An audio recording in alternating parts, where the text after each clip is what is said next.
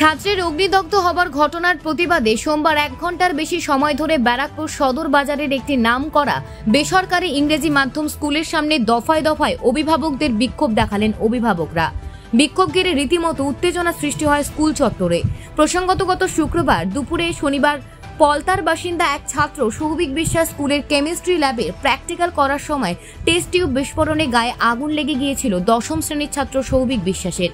ব্যারাকপুরের একটি বেসরকারি হাসপাতালে সৌভিক চিকিৎসাধীন। সেই ঘটনার পরিপ্রেক্ষিতে এই দিন ওই স্কুলের গেটের সামনে জমায়েত হয়ে ক্ষোভে ফেটে পড়েন অভিভাবকরা। ঘটনার সময়কার সিসিটিভি ফুটেজ দেখার দাবিতে তারা স্কুল গেটে দীর্ঘক্ষণ বিক্ষোভ প্রদর্শন করেন। পাশাপাশি ঘটনার সময় উপস্থিত থাকা 2 ল্যাব সহকারীকে তাদের সামনে আনার দাবি করেন অভিভাবকরা। পরিস্থিতি সামাল দিতে বিক্ষোভরত অভিভাবকদের সঙ্গে বৈঠক করেন অভিভাবকরা।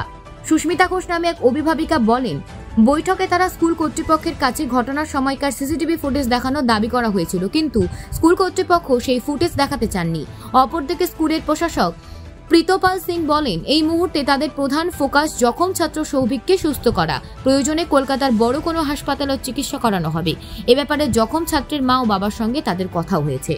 ব্যুরো রিপোর্ট, IHRO বার্তা।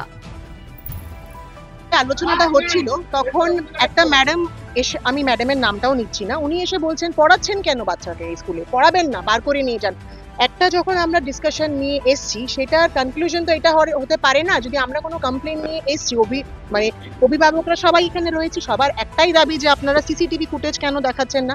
ওদের কথা হচ্ছে যে রিলেশন মেনটেন করতে গেলে বিশ্বাস লাগে, বিশ্বাসটার জন্য প্রুফ লাগে, সেই প্রুফটা আপনি দিচ্ছেন না। আপনি যখন দিলেন না প্রুফ, তাহলে আগামী দিনে আমরা যেটা এবার করবার সেটাই করব।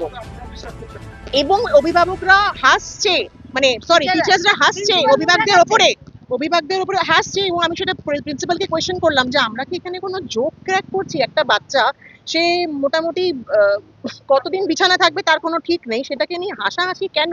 ওদের হয়তো মনে হয়েছে কোনো কিছু হাসির কাণ্ড হচ্ছে, কিন্তু আমরা ভীষণ সিরিয়াস এই জিনিসটাকে নিয়ে, আর আমরা চাই এটার একটা কনক্লুশন বেরো। ঠিক আছে, ভীষণ ডিসঅ্যাপয়েন্টেড।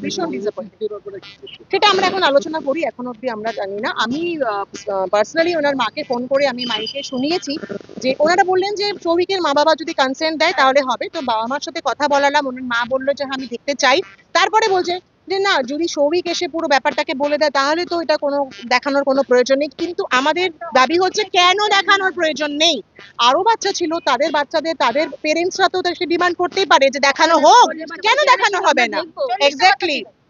এবং বাচ্চারা এত ট্রমাটাইজ, শুধু সৌভিক বলে না, ওর সাথে যে বাচ্চারা ছিল তারা প্রচন্ড ট্রমাটাইজ।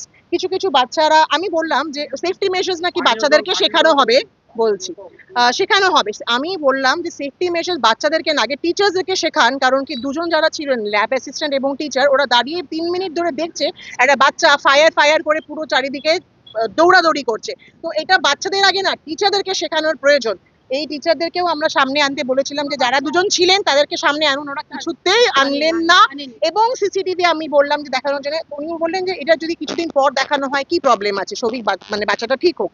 তো আমরা সেই বিশ্বাস করতে পারছি না কি এই সিসিটিভি ফুটেজটাকে ওরা মিসহ্যান্ডেল করবে না, কারণ আমরা এইটা বুঝে গেছি যে এটা আর পাবো না আমরা। তো সুতরাং আমরা কি করি না করি সেটা পরে দেখি। পানীয় জলের এখন মেন ফোকাসটা আমরা এটাই চাই, বাচ্চা যাতে সুস্থ হয়ে আছে, তো যেখানেই ভর্তি করা দরকার আমরা সেখানেই ভর্তি করবো। যেখানে ওর মা বাবার কনসেন্ট হবে আমরা সেখানেই ভর্তি করে, যাতে আর কি ও সুস্থ হয়ে বাড়ি আসবে। বাকি ব্যাপারগুলো কার ভুল কার কি না, সেগুলো আমরা পরে যখন বাচ্চাটা এসে যাবে তারপরে আমাদের